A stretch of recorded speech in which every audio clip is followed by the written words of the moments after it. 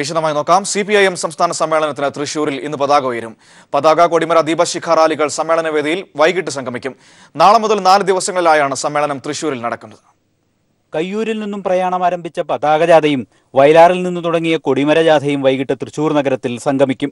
സംസ്ഥാനത്തിന്റെ വിവിധ ഭാഗങ്ങളിലെ 577 രക്തസാക്ഷികളുടെ ബലികുടീരങ്ങളിൽ നിന്ന് കൊളുത്തിയ ദീപശിഖകളും വൈകിട്ടോടെ നഗരത്തിലെത്തും. തേക്കിൻകാട് മൈതാനിയിലെ KK മാമക്കുട്ടി നഗറിൽ സ്വാഗത സംഘം ചെയർമാൻ ബേബി ജോൺ പതാക ഉയർത്തുന്നതോടെ സമ്മേളന നടപടികൾക്ക് ഔപചാരിക തുടക്കമാകും.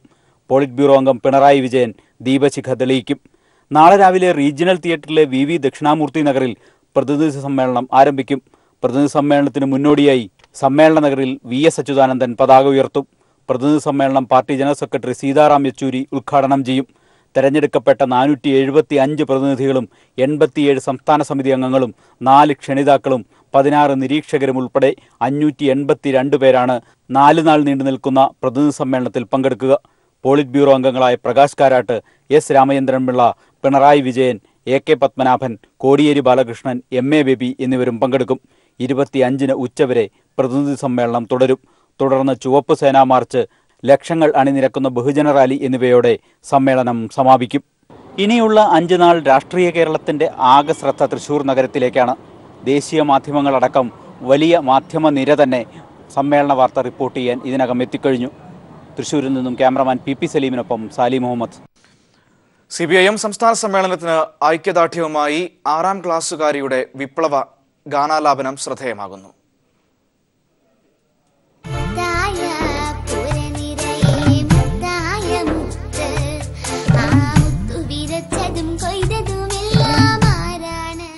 EMS സ്മരണയിൽ 2 പതിറ്റാണ്ട് മുമ്പ് പുറത്തിറങ്ങിയ അസ്തമിക്കാത്ത സൂര്യൻ എന്ന കാസറ്റിലെ ഗാനമാണിത്. CPIM സംസ്ഥാന സമ്മേളനത്തിന് ഐക്യദാർഢ്യവുമായിട്ടാണ് ഈ ഗാനം ദൃശ്യാവിഷ്കാരം നടത്തി പുനരാവിഷ്കരിച്ചത്. KPSC സുലോചന ആലപിച്ച പത്തായപ്പുര നിറയെ എന്ന ഈ ഗാനത്തിന് ആരാധകർ ഏറെയായിരുന്നു. കാസറ്റ് യുഗം അവസാനിച്ചതോടെ ഈ പാട്ടിന്റെ ഉറവിടവും മാഞ്ഞു. പക്ഷേ ഏവരുടെയും ചുണ്ടുകളിൽ തത്തിക്കളിക്കുന്ന ഗാനം ആർപ്പൂക്കര സ്വദേശിയായ അധീനതയുടെ മാധുര്യം നിറഞ്ഞ ശബ്ദത്തിലൂടെ വീണ്ടും ശ്രദ്ധ നേടുകയാണ്.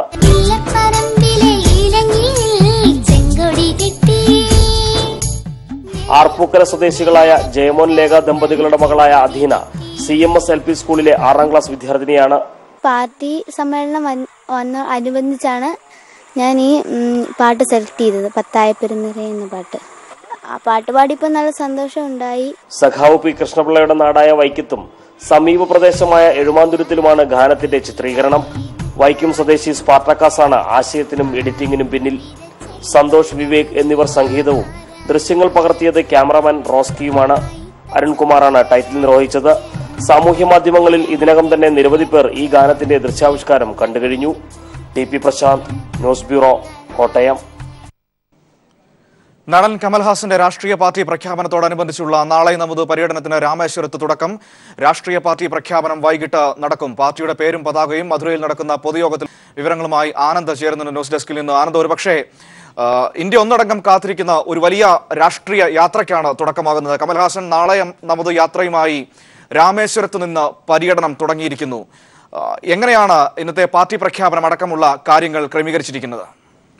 തീർച്ചയായും മനു സൂചിപ്പിച്ചതുപോലെ ഇന്ത്യ ഒന്നാകെ, ദേശീയ രാഷ്ട്രീയം ഒന്നാകെ ഉറ്റുനോക്കുന്നുണ്ട് കമൽഹാസൻ ഏത് നിലയിലാണ് തൻ്റെ രാഷ്ട്രീയ പ്രവേശനം നടത്തുക എന്നത് സംബന്ധിച്ച്. നമുക്കറിയാം, തീർച്ചയായും ഇന്ത്യയിലെ ഏറ്റവും വ്യത്യസ്തമായ തനത് ശൈലിയുള്ള ഒരു രാഷ്ട്രീയ സംസ്കാരം കാത്തുസൂക്ഷിക്കുന്ന നാടാണ് തമിഴ്നാടിൻ്റെ ദ്രാവിഡ രാഷ്ട്രീയം. അവിടെ നമുക്കറിയാം, ജയലളിതയുടെ മരണം വരുത്തിവെച്ച കോലാഹലങ്ങൾ ഇപ്പോഴും അവസാനിച്ചിട്ടില്ല, ആശങ്കകൾ ഇനിയും അവസാനിച്ചിട്ടില്ല. അവിടെയാണ് കമൽഹാസനും രജനീകാന്തും ഉൾപ്പെടെയുള്ള സൂപ്പർ താരങ്ങൾ രാഷ്ട്രീയ പ്രവേശനം നടത്തുന്ന പ്രഖ്യാപനവുമായി മുന്നോട്ട് വന്നത്. ഇപ്പോൾ മനു സൂചിപ്പിച്ചതുപോലെ രാവിലെ 7:45 രാമേശ്വരത്ത് നിന്ന് MGRന്റെ ഒരു സിനിമ കൂടിയാണ് നാളെ നമ്മതെ എന്ന പേരിൽ അദ്ദേഹത്തിന്റെ യാത്രയും അങ്ങനെ തന്നെയാണ് കമൽഹാസൻ ആരംഭിച്ചത്. വൈകിട്ട് തമിഴ്നാടിന്റെ സാംസ്കാരിക തലസ്ഥാനം എന്നറിയപ്പെടുന്ന മധുരയിൽ ഏകദേശം 6:30 ശേഷമുള്ള സമയത്തായിരിക്കും തന്റെ രാഷ്ട്രീയ പാർട്ടിയുടെ പേരും അതിന്റെ പ്രത്യയശാസ്ത്രവും പ്രഖ്യാപിക്കുക എന്നാണ് കമൽഹാസൻ അറിയിച്ചിട്ടുള്ളത്. പശ്ചിമബംഗാൾ മുഖ്യമന്ത്രി മമതാ ബാനർജി, ദില്ലി മുഖ്യമന്ത്രി അരവിന്ദ് കെജ്രിവാൾ ഉൾപ്പെടെയുള്ള ആളുകളെ അദ്ദേഹം അവിടേക്ക് ക്ഷണിച്ചിട്ടുണ്ട്. കേരള മുഖ്യമന്ത്രി പിണറായി വിജയൻ അടക്കമുള്ളവരുടെ ആശംസാ സന്ദേശങ്ങളും ഈ പാർട്ടി പ്രഖ്യാപന വേദിയിൽ ഉണ്ടാകും എന്നാണ് നമുക്ക് ഇപ്പോൾ ലഭിക്കുന്ന വിവരങ്ങൾ. മനു, ഒരുപക്ഷെ ആനന്ദ്, ദ്രാവിഡ രാഷ്ട്രീയത്തിന് വളക്കൂറുള്ള മണ്ണിൽ ദ്രാവിഡന്റെ നിറമായ കറുപ്പാണ് എന്റെ രാഷ്ട്രീയത്തിന്റെ നിറം എന്ന് പറഞ്ഞുകൊണ്ടാണ് കമൽഹാസൻ തന്റെ രാഷ്ട്രീയ യാത്രയ്ക്ക് ഇറങ്ങിയിരിക്കുന്നത്. പക്ഷേ ഒരു ഇടതുപക്ഷ പൊതുബോധത്തിനോട് ചേർന്ന് നിൽക്കുന്ന കമൽഹാസന്റെ രാഷ്ട്രീയം ദ്രാവിഡ രാഷ്ട്രീയം ഇളക്കി മറിച്ചിരിക്കുന്ന മണ്ണിൽ അത് വേര് പിടിക്കണമെങ്കിൽ ഒരുപാട് പ്രയത്നിക്കേണ്ടി വരും. അതിന് ഏത് രീതിയിലുള്ള ശ്രമങ്ങളായിരിക്കും കമലിന്റെ ഭാഗത്തുനിന്ന് നമുക്ക് കാണാൻ കഴിയുക?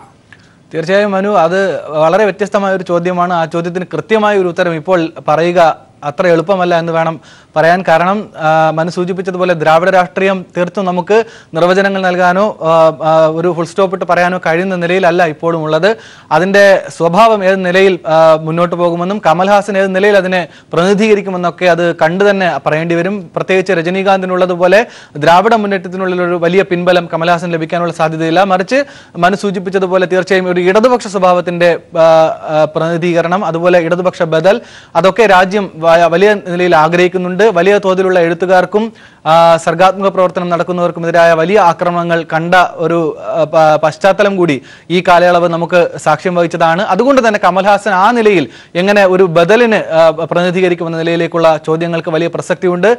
അതിൽ ഏറ്റവും പ്രസക്തമായത് തീർച്ചയായും കേരള മുഖ്യമന്ത്രി പിണറായി വിജയനാണ് തന്റെ രാഷ്ട്രീയ ഗുരു, അല്ലെങ്കിൽ തനിക്ക് രാഷ്ട്രീയ ദിശാബോധം കൃത്യമായി തന്നത് എന്ന വ്യക്തമായ മറുപടി കമൽഹാസൻ തന്നെ ആനന്ദ വികടൻ എന്ന തമിഴ് മാസികയിൽ അദ്ദേഹത്തിന്റെ തന്നെ പങ്ക്തിയിൽ അദ്ദേഹം എഴുതുകയും ചെയ്തിട്ടുണ്ട്. അപ്പോൾ അത്തരം കാര്യങ്ങൾ സംബന്ധിച്ചുള്ള വ്യക്തത ഈ പാർട്ടിയുടെ പ്രഖ്യാപനത്തിന് ശേഷം, പ്രത്യയശാസ്ത്രത്തിന്റെ പ്രഖ്യാപനത്തിന് ശേഷം വേണം നമുക്ക് വിലയിരുത്താൻ വേണ്ടി കഴിയുക. മനു, തീർച്ചയായിട്ടും ഒരുപക്ഷെ ജനങ്ങൾക്ക് നൽകിയ വാഗ്ദാനങ്ങൾ പാലിക്കും എന്ന് കമൽഹാസൻ പറഞ്ഞിരിക്കുന്നു. ഒരുപക്ഷെ ആനന്ദ് പറഞ്ഞതുപോലെ രജനീകാന്തും കമൽഹാസനും ഒരേ സമയത്ത് രാഷ്ട്രീയത്തിലേക്ക് ഇറങ്ങാനുള്ള തയ്യാറെടുപ്പുകൾ നടത്തുന്നു. പക്ഷേ രണ്ടുപേർക്കും രണ്ട് വ്യത്യസ്തതയാണ്.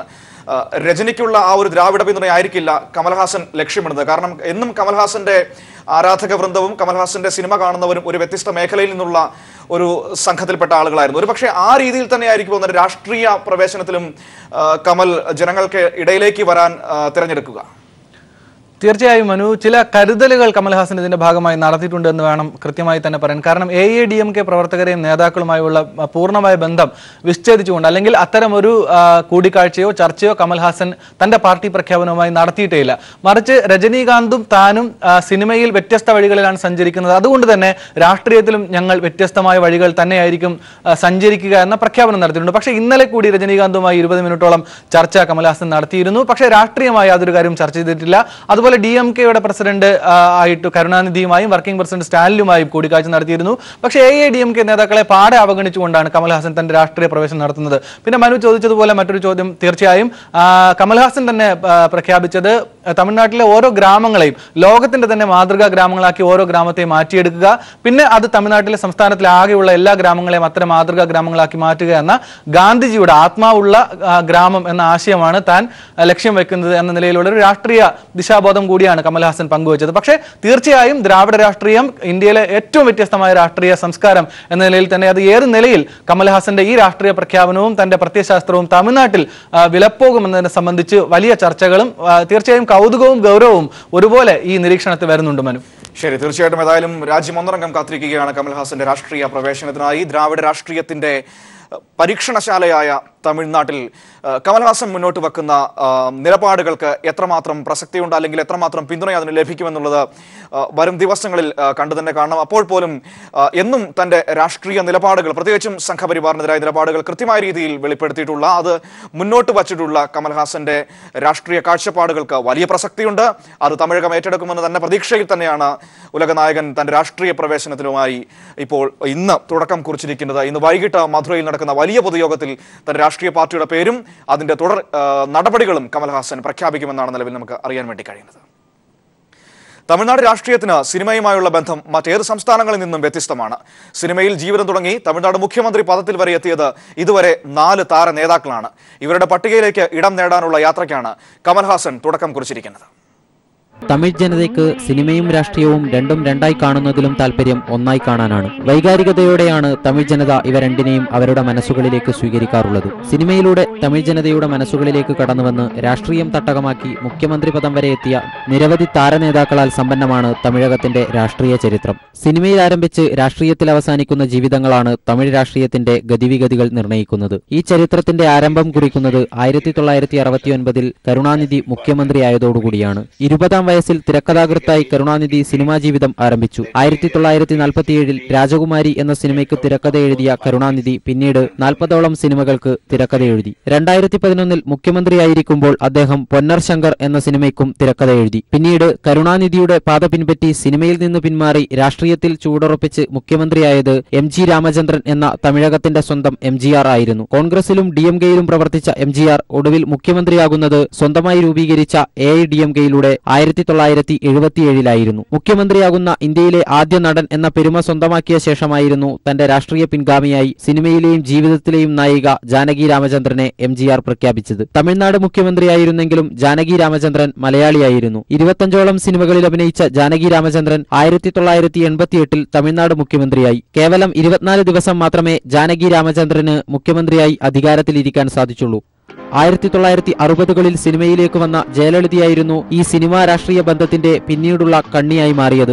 1991 AIDMK-യുടെ മുഖ്യമന്ത്രിയായി അധികാരത്തിലേറിയ ജയലളിത 15ാം വയസ്സിൽ സിനിമയിലെത്തിയിരുന്നു. MGR മൊത്ത് സിനിമയിലും രാഷ്ട്രീയത്തിലുമുണ്ടായ അടുപ്പം എന്നും തമിഴകത്തിൽ നിരവധി ചർച്ചകൾക്ക് വഴിവെച്ചിരുന്നു. സിനിമയിൽ അരങ്ങേറ്റം കുറിച്ച് തമിഴ്നാടിന്റെ മുഖ്യമന്ത്രിമാരായത് ഇവർ 4 പേരാണെങ്കിലും ഇന്നും രാഷ്ട്രീയ പ്രവർത്തനം നടത്തുന്ന നിരവധി സിനിമാ നടീനടന്മാരാൽ സമ്പന്നമാണ് തമിഴ് രാഷ്ട്രീയം. ശരത് കുമാർ, വിജയകാന്ത്, ഖുശ്ബു, നഗ്മ എന്നിവരൊക്കെ ഈ പട്ടികയിലെ ചുരുക്കം ചില പേരുകളാണ്. ഈ നീണ്ട പട്ടികയിലെ അവസാനത്തെ പേരുകാരനായിരിക്കുകയാണ് ഇന്ന് ഉലകനായകൻ കമൽഹാസൻ. സിനിമയിൽ തുടങ്ങി മുഖ്യമന്ത്രിമാരായ സിനിമാക്കാരുടെ ചരിത്രമുള്ള തമിഴ്നാട് രാഷ്ട്രീയം കമൽഹാസന് കരുതിവെച്ചത് എന്താണെന്ന് കണ്ടുതന്നെ അറിയണം. News desk. ദ്രാവിഡ രാഷ്ട്രീയം ഇന്നുവരെയില്ലാത്ത പ്രതിസന്ധികളെ അഭിമുഖീകരിക്കുമ്പോഴാണ് ഉലകനായകൻ കമൽഹാസൻ തന്റെ രാഷ്ട്രീയ പാർട്ടി പ്രഖ്യാപനത്തിലൂടെ തമിഴ് രാഷ്ട്രീയത്തിൽ സജീവമാകുന്നത്. രജനീകാന്തും സജീവമായി രാഷ്ട്രീയ പ്രവേശനത്തിലേക്ക് കടന്നിരിക്കുന്ന വേളയിലാണ് കമലിന്റെയും രാഷ്ട്രീയ പാർട്ടി പ്രഖ്യാപനം. തമിഴ്നാട്ടിലെ രാഷ്ട്രീയ അന്തരീക്ഷം കലങ്ങിമറിഞ്ഞിരിക്കുന്ന സാഹചര്യത്തിലാണ് കമൽഹാസന്റെ രാഷ്ട്രീയ പ്രവേശനം. ജയലളിതയുടെ മരണം ദ്രാവിഡ രാഷ്ട്രീയത്തിൽ തീർത്ത ആശങ്കകൾ ഇനിയും പരിഹരിക്കപ്പെട്ടിട്ടില്ല. മുൻപെങ്ങുമില്ലാത്ത വിധം AIADMK തമിഴ് രാഷ്ട്രീയത്തിൽ പ്രതിസന്ധി നേരിടുകയാണ്. 2G കേസിൽ കുറ്റവിമുക്തരായെത്തിയ കനിമൊഴിയും രാജയും ഒപ്പം ദിനംപ്രതി രാഷ്ട്രീയ ശക്തി വർദ്ധിപ്പിക്കാൻ ശ്രമിക്കുന്ന സ്റ്റാലിനുമെല്ലാം ഇടയിലേക്കാണ് കമൽഹാസൻ ഇപ്പോൾ കടന്നുവരുന്നത്. AIADMK-യിൽ വിള്ളലുണ്ടാക്കി തമിഴ്നാട് രാഷ്ട്രീയത്തിൽ സാന്നിധ്യമുറപ്പിക്കാൻ മോദിയുടെ തന്ത്രങ്ങൾ പൂർവാധികം ശക്തിയോടെ BJP-യും നടത്തുന്നുണ്ട്. ഈ ഘട്ടത്തിൽ തന്നെയാണ് താരരാജാക്കന്മാരായ രജനീകാന്തും കമൽഹാസനും രാഷ്ട്രീയ പ്രവേശനത്തിന്റെ പ്രഖ്യാപനങ്ങൾ നടത്തിയത്. കാവ്യ രാഷ്ട്രീയത്തെ പിന്തുണയ്ക്കുന്ന ചില നിലപാടുകൾ രജനീകാന്ത് പരസ്യമായി പറയുകയും ചെയ്തു. ആ നിലപാടിനോട് യോജിപ്പില്ല എന്ന നിലയിലുള്ള പ്രതികരണം കമലിന്റെ ഭാഗത്തു നിന്നും ഉണ്ടായി. തമിഴ്നാട്ടിലെ ഓരോ ജില്ലയിലും ഒരു ഗ്രാമം വീതം ദത്തെടുത്ത് അതിനെ ലോകത്തിലെ മികച്ച ഗ്രാമമാക്കി മാറ്റുമെന്നും പിന്നീടത് എല്ലാ ഗ്രാമങ്ങളിലേക്കും വ്യാപിപ്പിക്കുമെന്നും കമൽ വ്യക്തമാക്കിയിരുന്നു. ആത്മവിശ്വാസമുള്ള സ്വയം പര്യാപ്ത ഗ്രാമങ്ങൾ ഉണ്ടാകണം എന്ന ഗാന്ധിജിയുടെ ആശയമാണ് തനിക്ക് ഈ കാര്യത്തിൽ വഴികാട്ടിയെന്നും അദ്ദേഹം പ്രതികരിച്ചു. ഏതായാലും നാളെ നമതേ എന്ന പേരിൽ കമൽഹാസന്റെ യാത്ര പുതിയ പാർട്ടിയുടെ പതാകയേന്തി തുടങ്ങുമ്പോൾ അത് ദ്രാവിഡ രാഷ്ട്രീയത്തിലും ദേശീയ രാഷ്ട്രീയത്തിലും ഏതു നിലപാടിനെ പ്രതിനിധീകരിക്കുമെന്നും ചലനം സൃഷ്ടിക്കുമെന്നും ഗൗരവത്തോടെയും കൗതുകത്തോടെയും രാഷ്ട്രീയ വൃത്തങ്ങൾ ഉറ്റുനോക്കുന്നു. News desk, people TV. രാഷ്ട്രീയ പ്രവേശനത്തിനുള്ള തീരുമാനത്തിന് എല്ലാവിധ പിന്തുണയും നൽകിയത് മാർഗദർശിയായ മുഖ്യമന്ത്രി പിണറായി വിജയനായിരുന്നുവെന്ന് കമൽ സ്മരിക്കുന്നു. തമിഴ് പ്രസിദ്ധീകരണമായ ആനന്ദ വികടനിലെ പ്രതിവാര പങ്ക്തിയിൽ കമൽ ഇത് തുറന്നെഴുതുകയും ചെയ്തു. രാഷ്ട്രീയത്തിൽ തന്റെ എക്കാലത്തെ മാർഗദർശി മുഖ്യമന്ത്രി പിണറായി വിജയനാണെന്ന് കമൽ പറയുന്നു. രാഷ്ട്രീയ പ്രവേശനത്തിലുള്ള തീരുമാനത്തിന് പിന്തുണ നൽകിയതും പിണറായി വിജയനായിരുന്നു. തമിഴ് പ്രസിദ്ധീകരണമായ ആനന്ദ വികടനിലെ പ്രതിവാര പങ്ക്തിയിൽ കമൽഹാസൻ ഇത് തുറന്നെഴുതി. കഴിഞ്ഞ സെപ്റ്റംബറിൽ കേരളത്തിലെത്തിയ കമൽഹാസൻ മുഖ്യമന്ത്രി പിണറായി വിജയനുമായി കൂടിക്കാഴ്ച നടത്തിയിരുന്നു. രാഷ്ട്രീയമായ തന്റെ സംശയങ്ങൾ ദൂരീകരിക്കുന്നതും പരിഹാരം നിർദ്ദേശിക്കുന്നതും ഗുരുസ്ഥാനീയനായ പിണറായി വിജയനാണെന്ന് കമൽ കുറിച്ചു. ഫ്രഞ്ച് സർക്കാരിന്റെ ഷെവലിയർ പുരസ്കാരം നേടിയ കമൽഹാസനെ മുഖ്യമന്ത്രി പിണറായി വിജയൻ കത്തിലൂടെ അഭിനന്ദിച്ചിരുന്നു. മറ്റൊരു സംസ്ഥാനത്തിന്റെ മുഖ്യമന്ത്രിയുടെ അഭിനന്ദനത്തിലുള്ള കൗതുകം കമലിനോട് ചിലർ ചൂണ്ടിക്കാണിച്ചപ്പോൾ പിണറായി എന്റെ സംസ്ഥാനത്തിന്റെ മുഖ്യമന്ത്രിയാണെന്ന് കമൽ തിരുത്തി. താൻ ഏത് സംസ്ഥാനക്കാരനാണെന്ന് മലയാളികളോട് ചോദിച്ചു നോക്കൂ, അപ്പോൾ മനസ്സിലാകും എന്നായിരുന്നു കമലിന്റെ കൗതുകം നിറഞ്ഞ മറുപടി.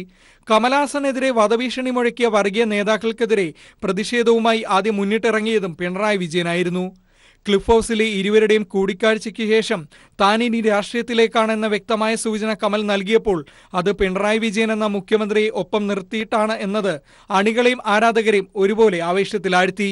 പിണറായിയുമായുള്ള കൂടിക്കാഴ്ചയ്ക്ക് ശേഷം തന്റെ നിറം കാവിയല്ലെന്ന് പ്രഖ്യാപിച്ചതോടെ ഇരുവരും തമ്മിൽ നടന്ന ചർച്ച ദേശീയ തലത്തിലേക്കും ഉയർന്നു കേട്ടു.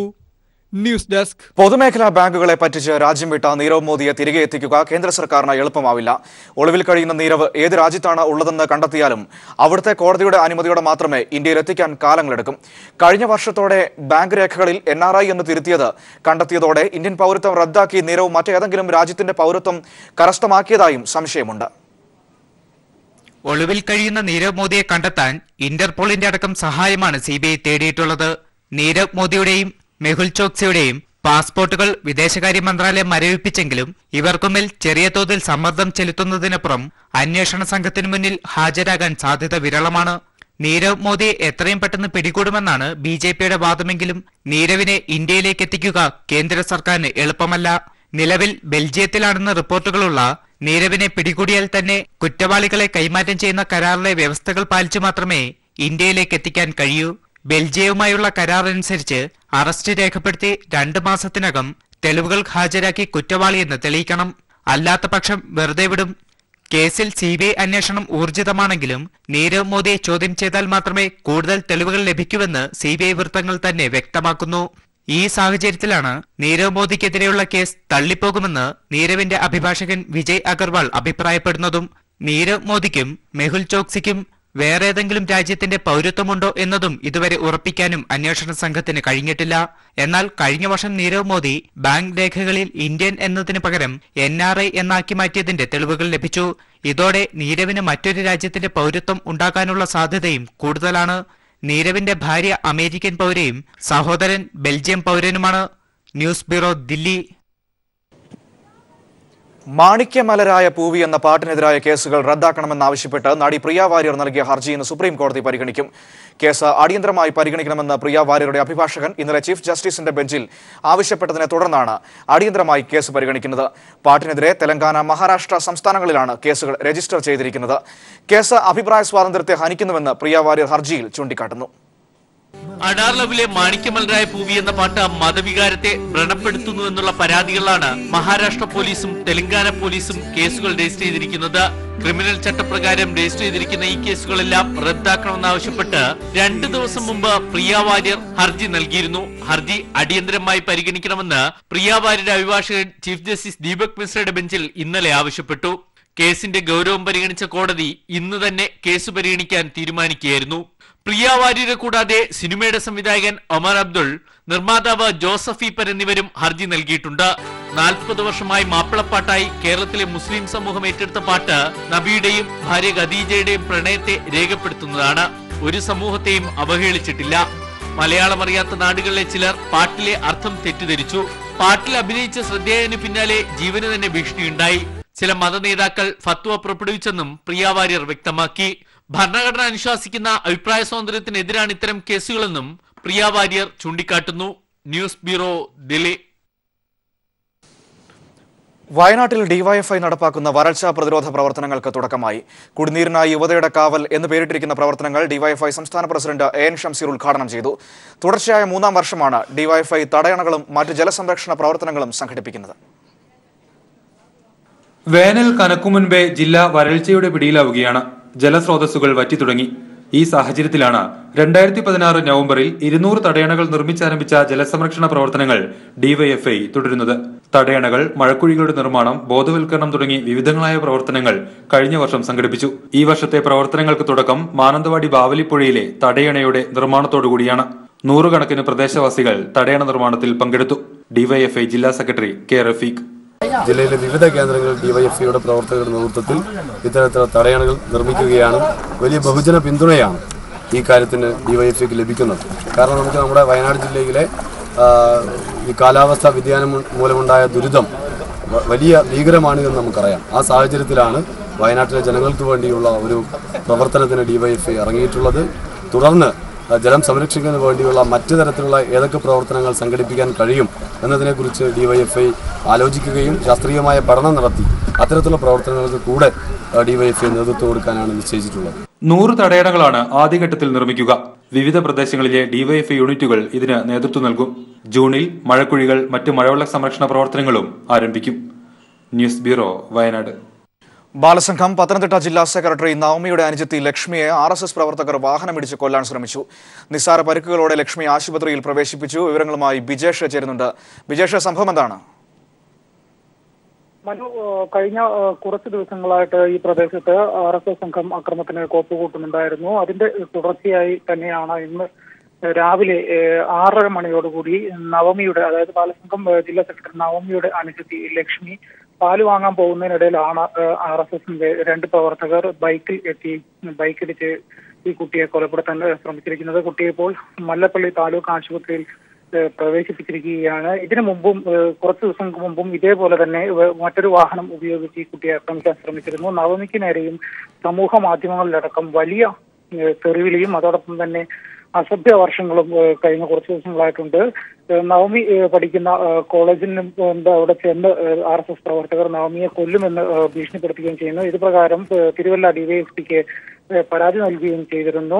സോഷ്യൽ മീഡിയ വഴിയുള്ള ഭീഷണിക്കും പരാതി നൽകിയിട്ടുണ്ട്. അത് പ്രകാരം സൈബർ സെല്ല് ആ വിധത്തിലുള്ള അന്വേഷണം മുന്നോട്ട് കൊണ്ടുപോകുന്നുണ്ട്. കഴിഞ്ഞ കുറച്ച് ദിവസങ്ങളിലായിട്ട് ഇത്തരത്തിലുള്ള RSSന്റെ ഭാഗത്തു നിന്നും ഇത്തരത്തിലുള്ള സമീപനത്തോടനുബന്ധിച്ചുകൊണ്ട് കഴിഞ്ഞ ദിവസം CPMന്റെ നേതൃത്വത്തിൽ പ്രതിഷേധ പരിപാടികളൊക്കെ തന്നെ ഉണ്ടാവുകയും ചെയ്യുന്നു. ഇതിന്റെയൊക്കെ തുടർച്ച ഇന്ന് രാവിലെയാണ് ഇപ്പോൾ ലക്ഷ്മിയെ ബൈക്കിടിച്ച് കൊലപ്പെടുത്താനും ശ്രമിച്ചിരിക്കുന്നത്. ശരി, ബിജേഷാണ് വിവരങ്ങൾ നൽകിയത്.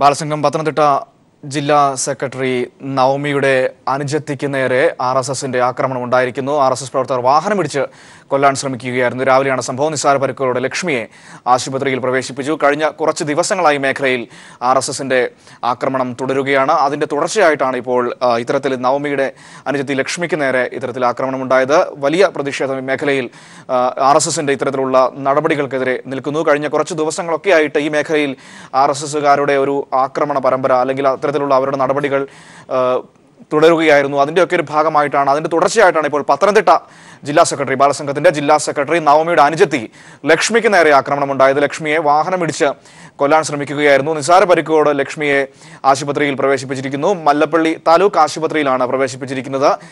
മറ്റ് ഗുരുതരാവസ്ഥയൊന്നുമില്ല എന്നാണ് നിലവിൽ മനസ്സിലാക്കാൻ വേണ്ടി കഴിയുന്നത്. എങ്കിൽ പോലും ആ മേഖലയിലുള്ള RSS പ്രവർത്തകരുടെ ആക്രമണപരമായ നടപടികൾക്കെതിരെ വലിയ പ്രതിഷേധം അവിടെ CPIMന്റെ അടക്കമുള്ള പ്രവർത്തകരുടെ ഭാഗത്ത് നിന്ന് ഉണ്ടായിക്കൊണ്ടിരിക്കുന്നു. ഇത്തരത്തിൽ കഴിഞ്ഞ കുറച്ച് ദിവസങ്ങളായി പാർട്ടി പ്രവർത്തകർക്ക് നേരെ അവിടെ RSSന്റെ ഭാഗത്തു നിന്ന് പ്രകോപനപരവും ആക്രമണപരവുമായ പ്രവർത്തനങ്ങൾ നടന്നു വരികയായിരുന്നു. ഇപ്പോൾ അതിന്റെ തുടർച്ചയായിട്ട് കൂടിയാണ് ഈ സംഭവം ഉണ്ടായിരിക്കുന്നത്. ബിജേഷ് ഒരിക്കൽ കൂടി ചേരുന്നുണ്ട്. ബിജേഷ്, അതായത് ഈ കഴിഞ്ഞ കുറച്ച് ദിവസങ്ങളായി മേഖലയിൽ RSSന്റെ നേതൃത്വത്തിൽ വലിയ ഇത്തരത്തിൽ പ്രകോപനപരമായും ആക്രമണപരമായുള്ള പ്രവർത്തനങ്ങൾ നടന്നു വരികയായിരുന്നു. അതിന്റെ തുടർച്ചയായിട്ടാണ് ഇപ്പോൾ ലക്ഷ്മിക്ക് നേരെ ഇത്തരത്തിലൊരു സംഭവം ഉണ്ടായിരിക്കുന്നത്. മനു, സോഷ്യൽ മീഡിയ വഴിയുണ്ടായ ഒരു ഭീഷണിയാണ് ഏറ്റവും ആദ്യം ഉണ്ടായിരുന്നത്. നവമിക്കും അതോടൊപ്പം തന്നെ സംസ്ഥാനത്തിന്റെ പല ഭാഗങ്ങളിലായിട്ടും ഈ ബാലസംഘം പ്രവർത്തകർ ഒരു കവിത ഷെയർ ചെയ്തിട്ടുണ്ടായിരുന്നു. ആ കവിതയുമായി ബന്ധപ്പെട്ടുള്ള അത് സംഘപരിവാർ ഭീഷണിക്കെതിരെ ഉയർന്നു വന്ന ഒരു കവിതയായിരുന്നു. ആ കവിത ഷെയർ ചെയ്തതാണ് ഇതിന്റെയൊക്കെ തുടക്കം എന്നാണ് പറയപ്പെടുന്നത്. അതിനുശേഷമാണ് സോഷ്യൽ മീഡിയയിൽ ഫേക്ക് ID ഉപയോഗിച്ച് ഭീഷണിയായിരുന്നു ആദ്യം സംഘപരിവാറിന്റെ ഭാഗത്തു നിന്നും ഉണ്ടായിരുന്നത്. നവമിക്കായിരുന്നു ഭീഷണി തുടങ്ങിയിരുന്നത്. പിന്നീട് അത് കോട്ടയം ജില്ലാ പ്രസിഡന്റും അതോടൊപ്പം തന്നെ കാസർഗോഡുള്ള ബാലസംഘത്തിന്റെ നേതാവിനും ഒക്കെ ഈ ഭീഷണി ഉണ്ടാവുകയും ചെയ്തിട്ടുണ്ട്. ഇതിന്റെ തുടർച്ചയായിട്ട് സോഷ്യൽ മീഡിയ വഴിയുള്ള ഭീഷണിക്ക് ശേഷം നവമി പഠിക്കുന്ന കോളേജിൽ ചെന്നും ഭീഷണിപ്പെടുത്തിയിരുന്നു. അത് കഴിഞ്ഞ് 2 ദിവസം കഴിഞ്ഞപ്പോഴാണ് നവമിയുടെ അനുജത്തി ലക്ഷ്മിയോട് RSS പ്രവർത്തകർ നേരിട്ട് ചെന്ന് ചേച്ചിയോട് അടങ്ങിയിരിക്കാൻ പറയണം, ഇല്ലെങ്കിൽ ഞങ്ങൾ കൊന്നുകളയും എന്ന രീതിയിൽ ഭീഷണിപ്പെടുത്തിയത് എന്നും പോലീസിന് നൽകിയ പരാതിയിൽ വ്യക്തമാക്കുന്നുണ്ട്. 2 ദിവസങ്ങൾക്ക് മുമ്പ് അതോടൊപ്പം ലക്ഷ്മി കോളേജ് വിട്ട് വീട്ടിലേക്ക് പോകുമ്പോഴാണ് 2 പേർ RSS പ്രവർത്തകർ ഒരു വാഹനത്തിൽ വന്ന് ലക്ഷ്മിയെ ആദ്യം ഇടിച്ച് കൊല്ലാൻ ശ്രമിച്ചു. പക്ഷേ ശരി, ബിജേഷാണ് പത്തനംതിട്ടയിൽ നിന്ന് വിവരങ്ങൾ നൽകിയത്. തിരികെ തമിഴ് വിളക്ക് ശേഷം.